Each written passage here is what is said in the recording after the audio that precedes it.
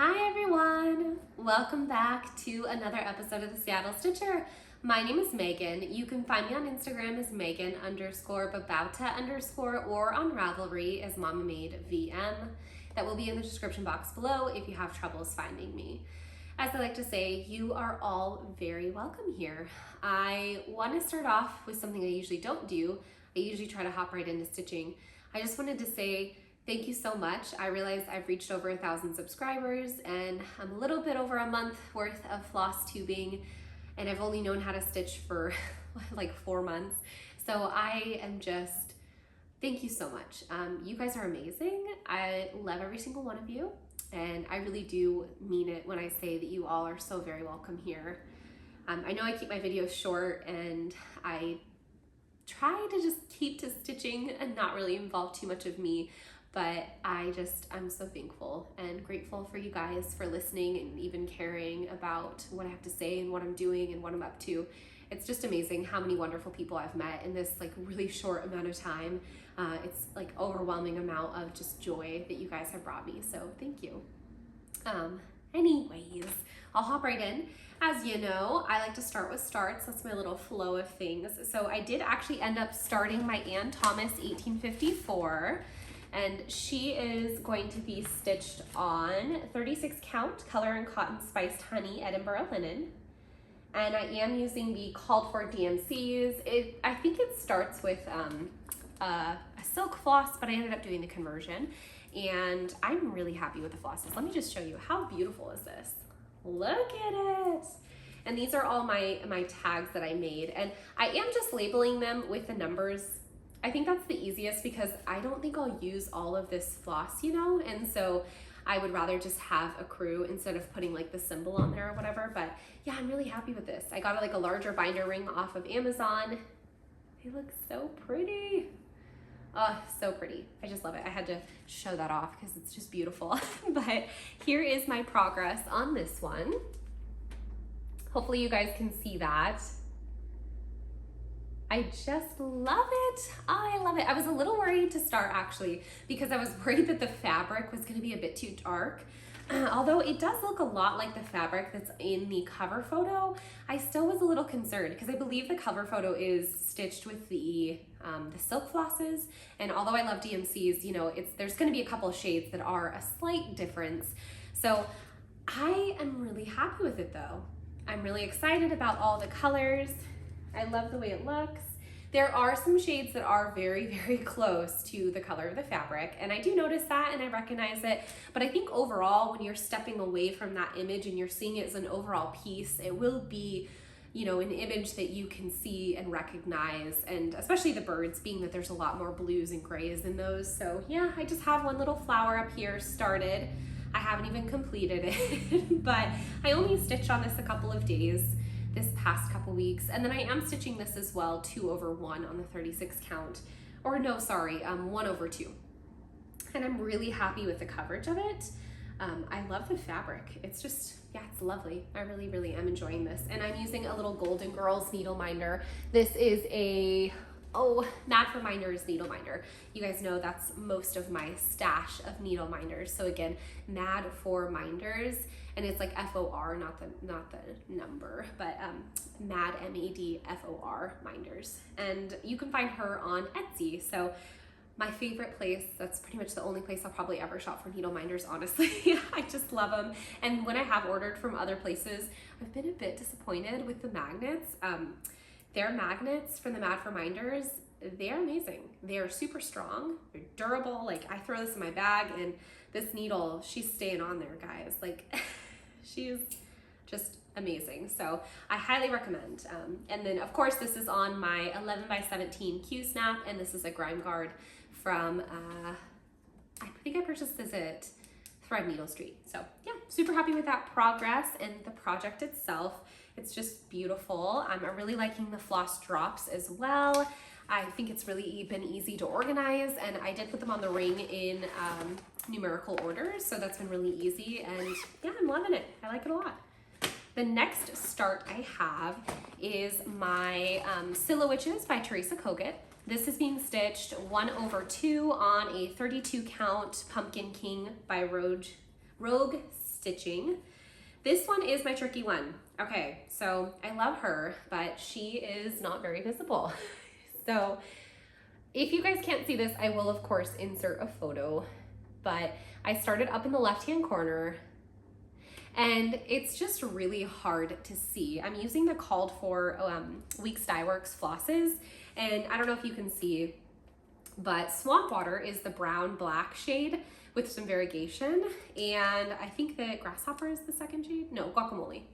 And so with this though, looking at it here, it stands out enough in my opinion, but actually stitching it up, there's not much that you can see. So I think the real issue is I started in a corner of the fabric that actually has a lot of this mottled purpley gray tone, and I think that that's what's making it not show up. I think once I hit over here where there's a lot of more oranges, I'm actually gonna have a lot more contrast, and I think that that'll make the piece look like cohesive and you'll be able to tell what it is.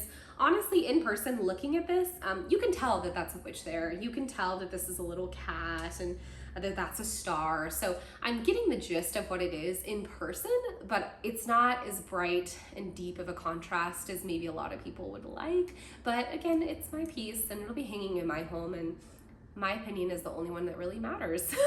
So that's how it is. And I just left these on the drops that they came on. I didn't like make anything special for them. And as you guys, if you watched my last episode, saw, I was debating changing out the green for Grasshopper, I believe, because I wasn't sure if Guacamole was going to be green enough. And this is Guacamole, this is Grasshopper.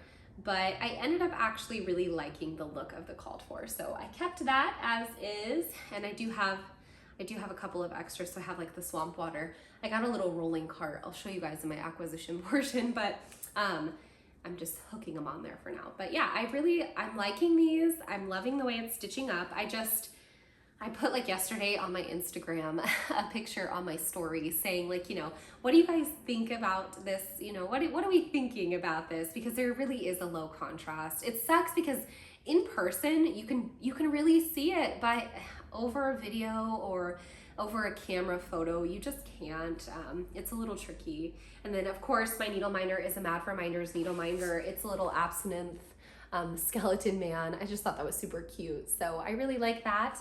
I think with this project, I am going to stitch across this way and down and see how I feel about the progress. And if it does show up better on this portion of the fabric, I'll just keep it. I won't frog it or anything. So I am really happy with that, and it's going really well. I mean, I like it. I like the pattern in general. It's a super cute pattern. So I really hope it works out. I did buy a couple more pieces of fabric. One of them is like an 8-week turnaround. So I think it's been like about a month now since I ordered that. And then the other one should actually be getting here this weekend. So that'll be exciting. So if anything, I'll have a couple of extra pieces of fabric that I can see if I want to swap out. That's only if needed though, kind of like last resort. Although I don't really mind the idea of frogging out a project. That doesn't really bother me. I think it's because I'm so used to it with knitting. Like if I don't like a sweater that I'm knitting, I will unravel the entire sweater and just restart. It doesn't bother me in the slightest. I've been knitting for so many years that I realize that if I knit a sweater and I'm not happy with the way it fits or the colors or whatever it may be, then I'm never going to wear it. So it ends up being a waste of not only the fiber and the precious materials themselves, but a waste of space in my home, or maybe even mental space, because I'm constantly thinking and like dreading the fact that I knit an entire sweater I'm never going to wear. So I'm really big on just frogging or picking out or re-knitting, whatever it may be, the object or the items that you aren't happy with, because what's the point, you know? What's the point of keeping it? There is none. The next whip that I have is the only work in progress that I have this week that I actually stitched on. I've been kind of bad this week. I just felt more like knitting, I suppose. So not really bad, but you know, just didn't really feel like it. I'm stitching this on Zweigart's 36 count Winter Moon Edinburg linen, 1/2, and I am stitching this with the Classic Colorworks and Weeks Dye Works. This is Miss Bingley's library. I'll put a picture of where I was last, and then here is where I am now. So with this one, I got a lot more of the roof done. I got down to the windows in the roof, so I'm starting those. and I'm really happy with this progress. This was only a couple of days in office while I was stitching. So I just kind of brought down here to the first window, and then this is the beginning of the second window. So I'm really happy with that. I really love this fabric. I love the way it's looking. And I'm thinking too, if I could really work on this project, I wonder if I'd be able to finish it by the end of the month. I think I'd have to be monogamously working on it though, and as you guys probably know, that's not my style. Even with my knitting, that's not my style. I like to work on whatever I feel like. So, but wouldn't it be cute? Because you all know I was struggling with how I was going to do the flag, what kind of flag I was going to do. Wouldn't it be cute if I did a pride flag? I was just thinking, I don't know. All ideas. I'm not really creative, so I'll probably end up just stitching the flag that's called for. But I thought that would be so cute regardless. So yeah, I'm happy with this project. And again, a Mad for Minders needle minder. This is one of her wooded ones.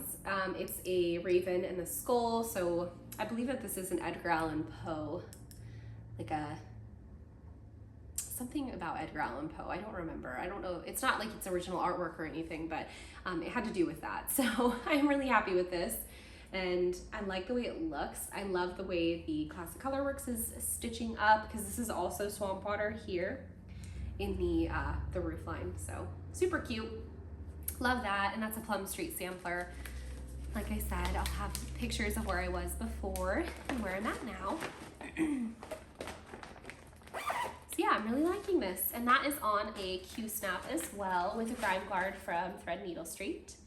So if you guys just wanted to stick around for my stitching, that really was all I had to share this week. It was a couple of weeks where I've just felt under the weather, and I haven't really been in the mood to do much stitching besides knitting, because knitting is such second nature to me. I don't have to look at my knitting, I can just knit away, and that makes it much easier for me to knit and not have to focus.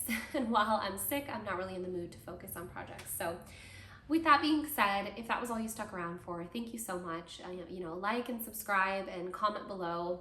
I really love hearing from you guys and hearing what you were stitching on this week. It really does bring me a lot of joy. So I'm gonna move into acquisitions. This week's acquisitions, I didn't kit anything up, so I mean, kudos to me, right? She's doing good. But the first acquisition is actually what I'm using for my Scilla Witches pattern, and that is one of these Nerge hoops. So I bought the large or the extra large. I'll have to double check on my Amazon, and I'll link that below where I purchased it, because I bought this off of Amazon. You can't go directly and buy from the Nerge website, I don't believe. I think they just ship to like the UK or something like that. Anywho, I ordered off Amazon, and it was only like $11. I think after tax and everything, it was like maybe 12, 13 bucks, but good price. Definitely cheaper than Q-snaps, and I do really, really like it. I will say, I don't know if you guys can tell, I'm pressing on this fabric. There is a little bit less tension with the Nerge hoop than there is with a Q-snap.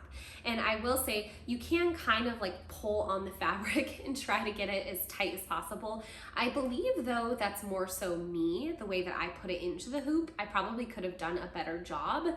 And because I've never really used a hoop before, I just wasn't sure of how to do that. So I tried my best to get it in there. I am really happy with the hoop, and I will say very lightweight. So not only is it affordable for me, but they're lightweight, which is great for on-the-go stitching in the car, whatever it may be, because I can easily hold this with one hand and not have a hassle with it. But I really enjoy it. I enjoy it. I'm not sure if it's beat out my Q-snaps and if I'll stop using my Q-snaps. I don't think I will, but I definitely could see this being interchangeable with the Q-snaps. Another positive I've taken away from this is I feel like I had a better gauge of my, what do you call this, your margin up here. I felt like I was able to really see like, okay, that's 3 inches, let me go ahead and place the hoop. Whereas with a Q-snap, I feel like it's really hard for me to tell if I've used or how much fabric I've used while putting it into the Q-snap. I will say I did feel like it's easier to like put the project onto the Q-snaps. But I think that's because I've been using Q-snaps from the very jump. Like I had a little hoop that my aunt gave me. It was super small, and I used that until like a month into my stitching, and I ordered a bunch of Q-snaps, and that's what I've been using ever since. So only a few months worth of stitching, and I've completely converted to Q-snaps, but I do really enjoy these. I'll probably order some other sizes, at least the medium and the small for sure. So those are on my Amazon wish list right now. I really do like them. I'm happy with this. And this is because I watched, oh, what is her Flosstube name? She's an amazing stitcher and I love her videos. It's Diamonds and Stitches or something like that. I'll of course have a picture here and I'll tag her below so you guys can go find her channel. I mean, I'm sure all of you have heard of her, but I 100% blame her for this purchase. She totally just sold me on this nerd hoop. When she talks about them, it just totally, you're sold. I had to get one, I had to try it out, and it was well worth it. I definitely would recommend them. I really like them. Yeah, it's going great. The next thing that I purchased, I was watching The Curious Crafters, and I'll tag them below as well. And one of the sisters, now I'm trying to remember who it was. I don't remember if it was Carolyn or her sister. I can't remember. Well, anyways, one of them had mentioned these Ginger scissors that her mother had given to her years and years ago. And I've purchased a few pair of cross-stitching scissors now, but the fact that she'd had them for so many years, and she has had them resharpened over time, of course, but they still looked brand new, and that really sold me on them. Can you tell it's easy to convince me to buy something? So again, I went onto Amazon and I purchased a pair. So these are the little scissors. I just got the gold with the black case, and they work really nice. They're sturdy. I like the little snippy sound they make.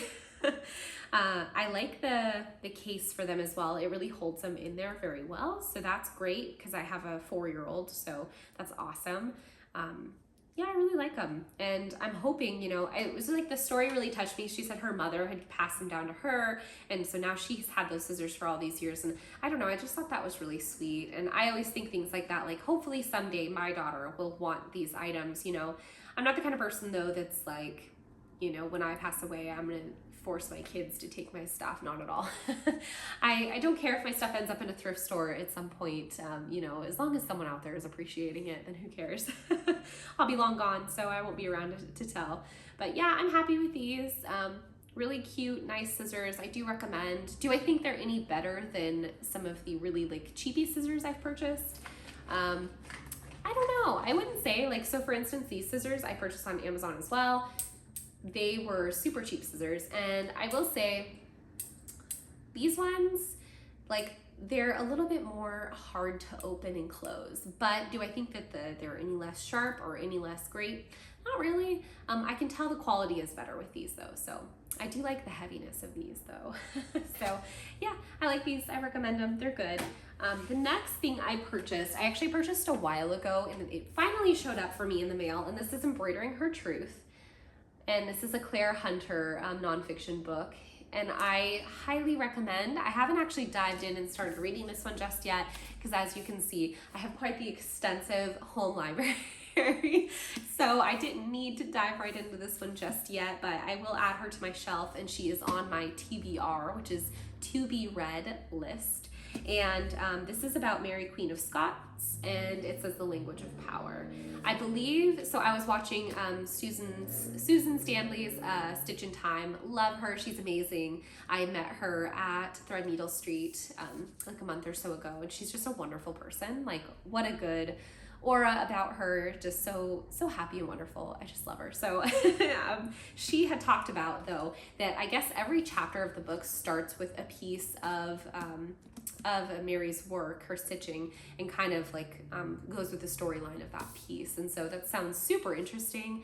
Cannot wait to pick this up. I have quite a few books about Mary Tudor, and I do plan on having a portion at the end where I will bring out some of my books to show you guys, and hopefully you guys can learn more history about Mary herself and not just her stitching. But this is a good one for people who are like us into embroidery and stitching. So do recommend, definitely go and purchase. I got that one off of Amazon. The next thing I bought was, I went on to, I think it was on Etsy, and I was just looking at random patterns, and Cutie Pie Stitch and Sew, she has an Etsy shop, and I went on there and I ended up ordering Dawn thread, charted needlework designs, the drawn thread, and this is Welcome Halloween.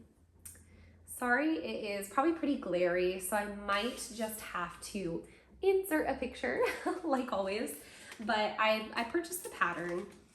I didn't see a list of the called for threads just yet, but so when I purchased it, I did open it and look and see, and it looks like the called for is actually silks. I don't know if I'm gonna use silks. Yeah, dinky dyes and NPIs. I don't know, it just doesn't seem like a project to me that I would want to put in that kind of money. It seems like kind of a more cutesy pattern, which is not usually my style, but I do like a little bit of everything, so I wanted to give it a shot. I liked the bats and the moon, and I like this little skeleton man. This is one that I know my daughter will love because she loves Halloween. So I thought it was really cute. But because the called for fabric is like a witch oats fabric, which in my opinion is a little bit more of a thicker, like abrasive material, I just didn't really see silks as being what I'd want to use. I'm going to try to convert this to probably a couple of the larger motifs I'll do in overdyes. So like Classic Colorworks or Weeks Dye Works, something like that. And then the rest, I'm just gonna use DMCs. So I've got to take a look and see what the conversion would be for that.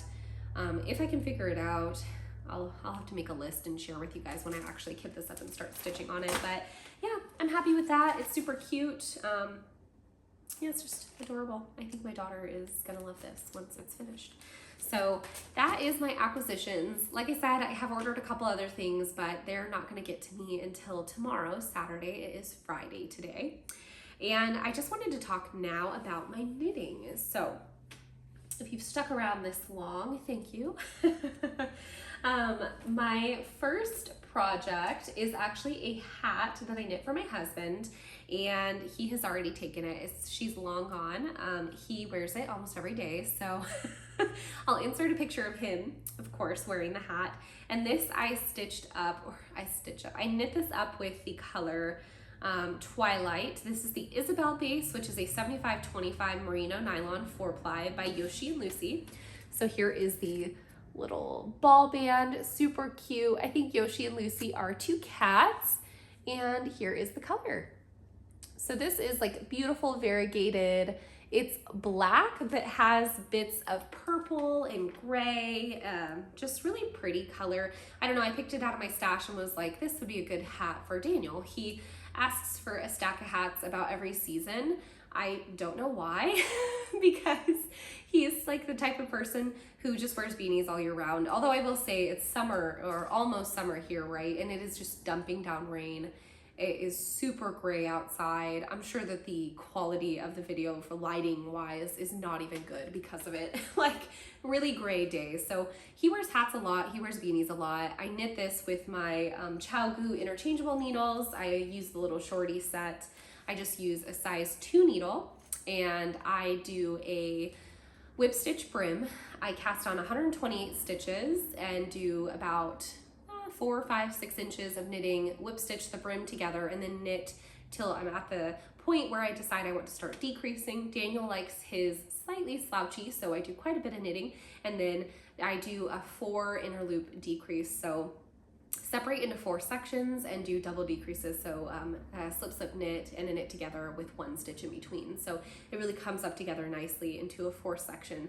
And then there's just a tiny little amount of stitches left, and I will loop a little piece of the yarn through that with a darning needle and cinch it tight and really, really weave in that end. So that's what I do for all my hats for him.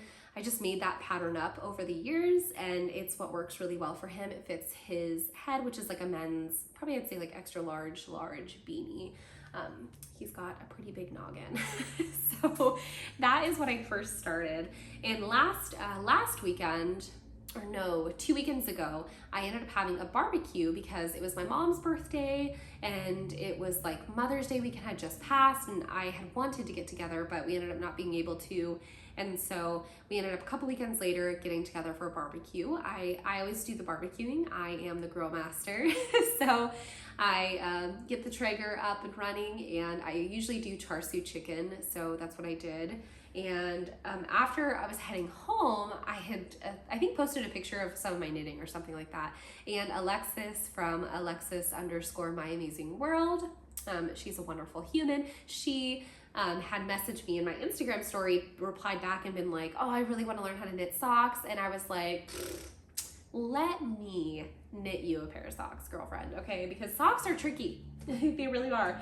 And so I sent her some pictures of yarn, and she ended up picking out this, which is a Knit Picks 75% merino wool, 25% nylon. It's the perfect little, perfect for socks. It's the Delight Speckle in the Muse fingering weight base. So it's just really pink and blue, and there's some green, yellow bits. I have 2 skeins of it, so I had one to show you guys, and I actually have a half finished object. So I'm using the Roll City rollers or something like that. I'll put the pattern below. But these are so cute. I just love them. So I did a traditional heel flapping gusset because that's my favorite, like my favorite heel. And I really love it. These are just super cute. And I've started up the other one. I knit them on 9-inch circs, so super small needles, but it's just the way that I like to knit them. I'll do 9-inch circs, and when I get to the heel flapping gusset, I do like a long needle, and then I go back to the 9-inch. So yeah, super cute. Started this one last night, and I just finished this one a couple of nights ago. So yeah, I'm really happy with this. Those will be done in a couple of days. It usually only takes me about 2 days to knit up a sock, but I usually have days in between where I'm not stitching. So that is my knitting. I kind of have some plans to start a sweater, but we are getting into the summer. So it's one of those things where it's like, that's kind of why I picked up cross stitching, was so that in the summertime, I would still have like some kind of fiber art to work on, because you just do not want to be knitting on an all wool, heavy worsted weight sweater in the winter. But I really kind of want like either a big cardigan that I could bring into my office. My office is usually really cold, or some kind of oversized cream sweater. And I do have this really beautiful rustic wool that I just love, and I've had in my stash for quite some time, so I would like to knit it up. I just haven't really narrowed down any patterns that I'm obsessed with just yet. I do have a designer sweater that I purchased quite a few years ago that I love, and I was thinking it'd be very easy to copy that sweater because I am a really experienced knitter. I can just look at that garment and be like, okay, that's how you would make that. And so I am kind of thinking about doing that with this this sweater. I just need to knit a gauge swatch and see what happens. So I don't know, we might do that. But this episode though, being all my knitting is done, all my acquisitions are done, I kind of wanted to talk about who I have been watching, and also give some shout outs to people who have said hello to me on my channel. So hi, my stitchy friends, thank you so much. So for starters, Little by Piku, so that means like little by little. Jessica, she is amazing. You'll see like a beautiful wall behind her of some wonderful stitching. Highly recommend her channel. She just stitches the cutest, most beautiful pieces, and it's kind of like a mix, but not only that, her colors are amazing, and her sense of style. Like, you'll see her sitting down every week in the cutest tops. Like, she always looks so cute. I'm sitting here sick in my dad's car lot sweatshirt. My dad owns a car lot in Washington State, and so I think he gave this sweater to my husband, and I completely stole it. So I am a mess. She is not. Highly recommend. Another channel that I love, and I started watching like, I think like maybe a month ago or so, is the Crafty Whippet. I really like people who stitch like mirabilias and stuff like that, because it's something that I don't stitch, and so because I stitch and I follow so many people that stitch a lot of the same things as me, I like to follow people who don't stitch what I stitch, because then it encourages me to branch out and try new things. And I just love her pieces. Her pieces are beautiful. Not only that, but she has like long dog samplers and things like that, which are of course things that I love. So thank you so much to the two of you wonderful humans, wonderful ladies, for shouting out my tiny little channel over here. I really do appreciate it, and I appreciate spreading the love like that. Another channel that I have been watching, because I love whip parades, you guys know that. Kansas City Girl in a Colorado World. She had a whip parade just a couple days ago, and I like devoured that in I think it was quite a long video, but I devoured that, the whole thing. Loved it. Her fabric choices are beautiful. Her stitching is amazing, and I love her personality. She's just super fun to watch. So give her a like, give her a follow. Another channel that I really love is Tiger Lily Designs. She is just wonderful. Not only is she super sweet, and she has, you know, interacted with me on my channel, and I'm so grateful for that because I'm sure it helps me in a way that I don't even know. But she is so nice. She just moved, and so she's just put out a video, I think today or yesterday, of her new studio space. Well, not a tour or anything, but you can see it behind her, and she's just super fun and outgoing, and it's kind of like sitting down with your best friend and you both get super excited about your stitching. I totally could see if her and I were ever in a room together being those like crazy ladies like that, because we're both pretty fast talkers as well. Oh, my daughter's calling for me. She was down for a nap, so I'll be right back.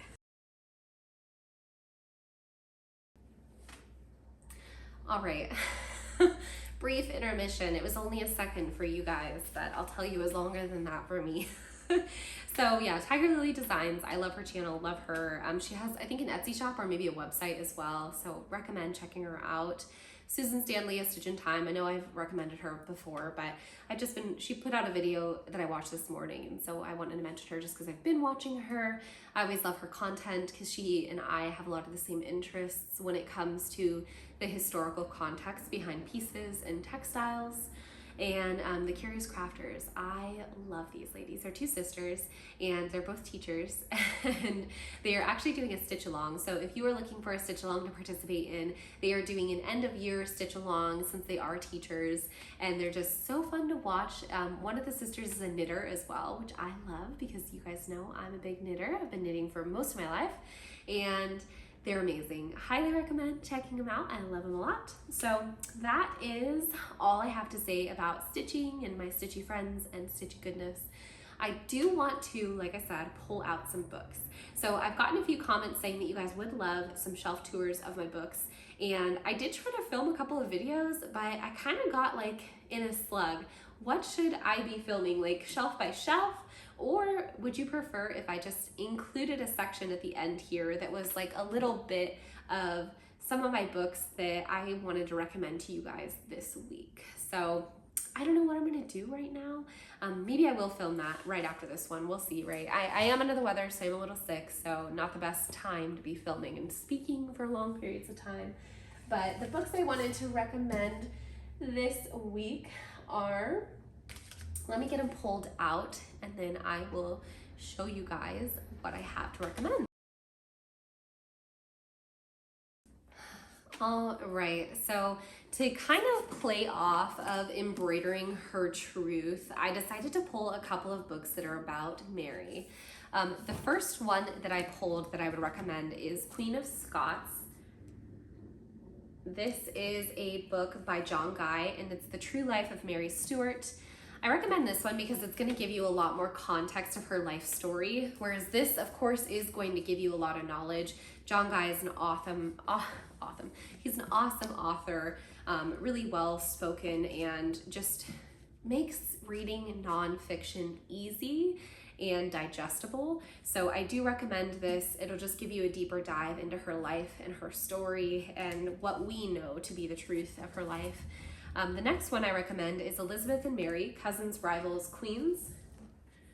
I thought this one would be a good one because it's going to kind of play into the rivalry between the two of them and the play of power for the throne of England, and it's just wonderfully written. Jane Dunn is an amazing historian and author. You guys know I love my nonfiction, so I've got quite a few books about Elizabeth, and I thought this would be the most interesting to give you a play of their lives and their stories together. So as we know, historically speaking, the two of them have actually never met. So there is no 100% we can say written in writing that they had met in their lifetimes. I do know it's portrayed in quite a few movies about Elizabeth, but as far as we know, they never actually met. And so it's an interesting play on the dynamics of the time and the battle the two of these women faced, especially Elizabeth. I imagine being the one to sign those papers.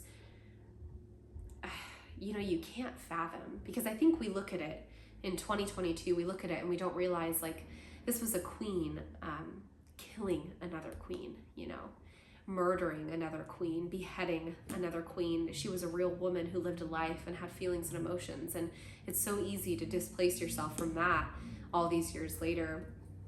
But I can't imagine the nightmares that that caused for Elizabeth. Not to say that, you know, not to say that I feel pity for her, as I don't, but yeah, how awful, you know, you just can't imagine. But it's a good one, highly recommend.